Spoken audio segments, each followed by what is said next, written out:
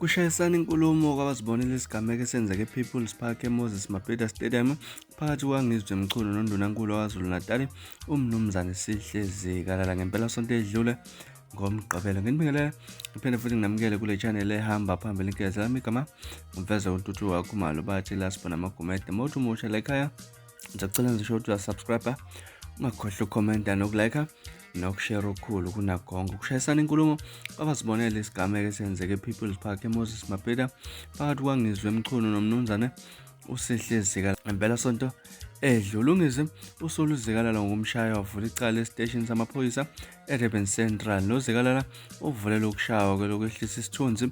Omunye wabazibonela ongathandanga ukudalula igama uthe uNgizwe unehaba uma ethi ushaye babethi ukhuluma noZikalala kodwa uZikalala ekhombisa ukuthi akazimisele wamchiliza kodwa akamshayanga njengoba uNgizwe esho kusho abakadithamele elomcimbi. Abanye bebekhona bakhuluma nephephandaba elinguzakwabo eSoleza iDaily Sun bethi uZikalala ugadlile uZikalala ushaya umchunu ngesibhakela nokuyingakho ebekade efuna ukuvula icala ecashune kanjena kuleli phephandaba eli. Omunye ucashune ethi kube isigameko esibona ngabantu abaningi ngesikhathi uNgizwe memeze ekhuluma noZikalala uthe kuke kwaba nesikhathi lapho ecela khona ukuphelezela yovula icala ngoba ethi uyasabela ukuphepha kwakhe. Umhleli womcimbi uxolela imceneke istatement asiname ekhasini lakhe kwi-Facebook ubonge abaseki umcimbi uthe akekho owake waphupha ukuthi ngoba iyohamba ibe kuleli zinga ibone ikulo laphana akaze acabanga ukuthi ngesisikhathi kuyoke kugcwale kanjani ngenxa nje yengoma. Ngaza kwethu